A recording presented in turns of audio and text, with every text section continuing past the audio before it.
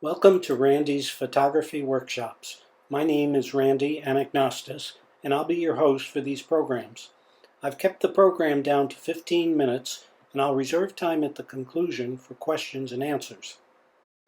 Whether you are a beginner, a novice, or an experienced photographer, I hope you'll find some information that will be useful next time you go out to shoot. So let's get started with tip number 1. Choose your time of day. Planning your photo shoot can produce much better photos. You've probably heard over and over again that lighting is a key component to good photography.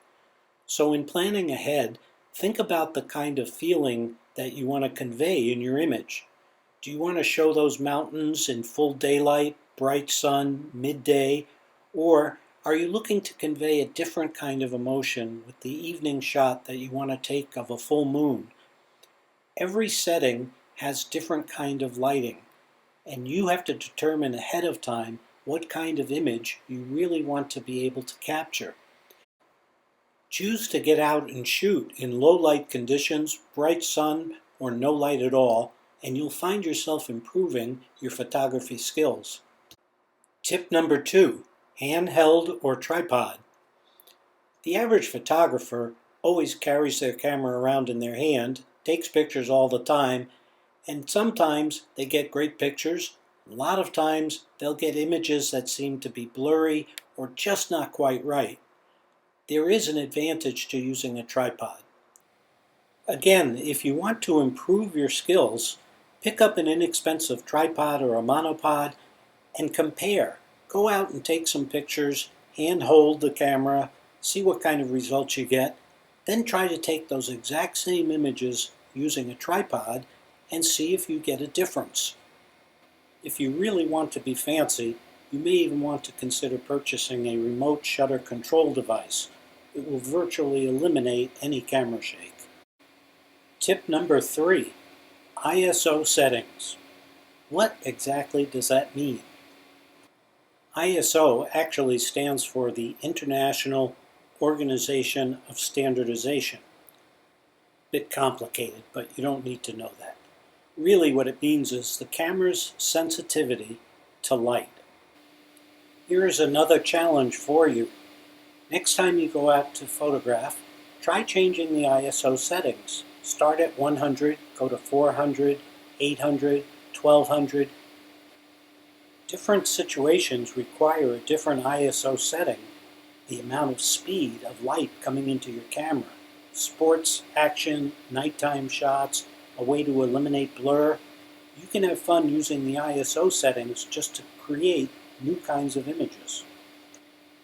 We're ready for tip number 4, camera modes. You'll find on the following images a host of various menu items, as we call them, that allow you to control so many different aspects of your camera. I find that most people shoot in automatic mode. They've never even experimented with some of the other menu items. Several workshops could be dedicated just to explaining the various menu functions that most cameras have. But for today's purpose, let's just focus on shooting in automatic mode. I may suggest that you look into your camera's capability to shoot in landscape mode and find that setting. It will enhance your colors. Okay, tip number 5, single shot or bursts. Let me give you some explanation of the differences. Almost any camera today has the ability to do single shot photography or multiple burst images. You've probably experienced that even on your smartphones. You hold the shutter button down and it fires off a sequence of shots capturing the same thing so many frames per second. When it comes to landscape photography, I tend to recommend single shot photography, unless you're trying to capture movement.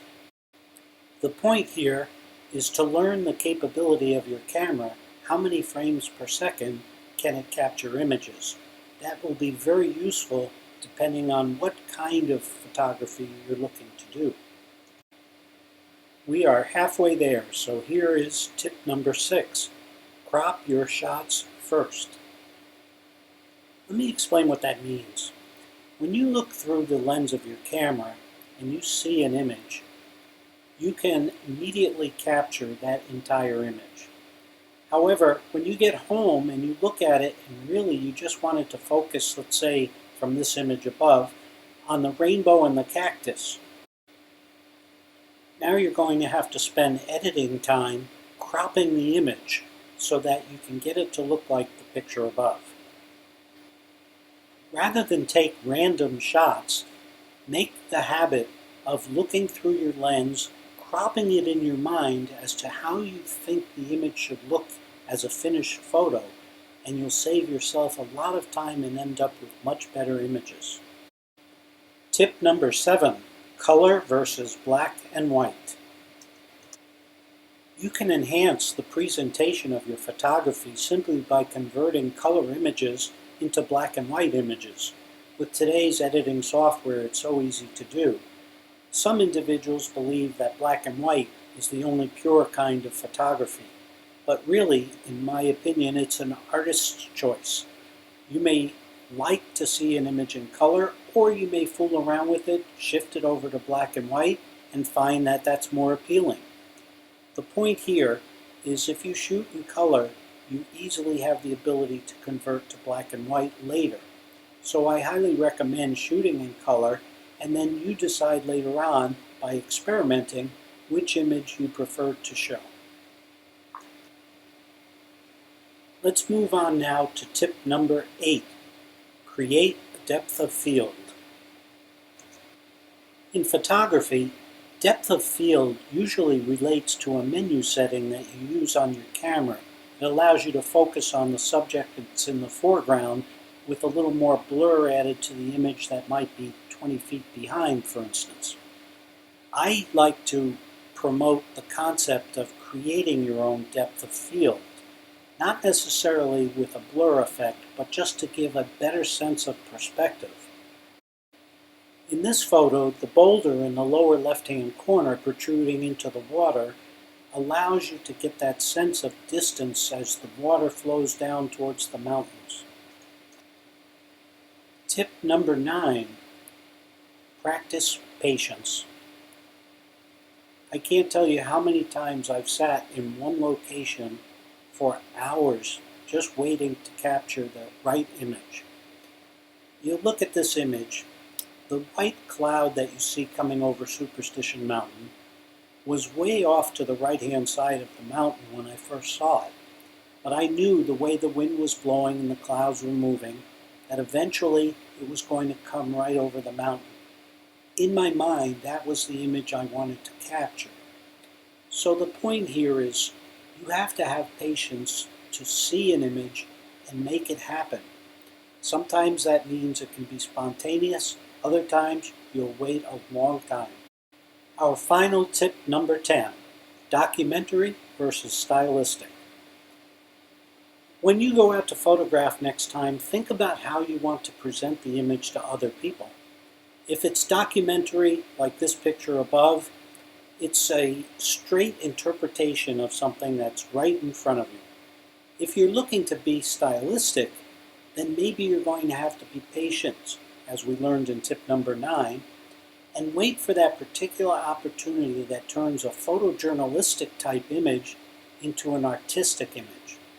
As you see the bee is approaching this saguaro cactus blossom, that now takes it out of the category of a photojournalistic image and creates an artistic kind of photo. You can do that simply by looking for the right situations. Before I take any questions, let me give you 5 new ideas to practice. Number 1, choose one location and photograph it 3 different times of the day and night. Number 2, find one subject and photograph it from 3 different perspectives. Number 3, create a rule of thirds photo at a favorite location. That means you have something focused on the top 1/3 of your image, something in the middle, and something featured in the lower third. Number 4, Choose one subject and photograph it with flash and without flash. Number 5. Choose one subject and photograph it at 3 different ISO settings. Thank you for participating in my workshop. My name is Randy Anagnostis, and I hope you will join me again in the future.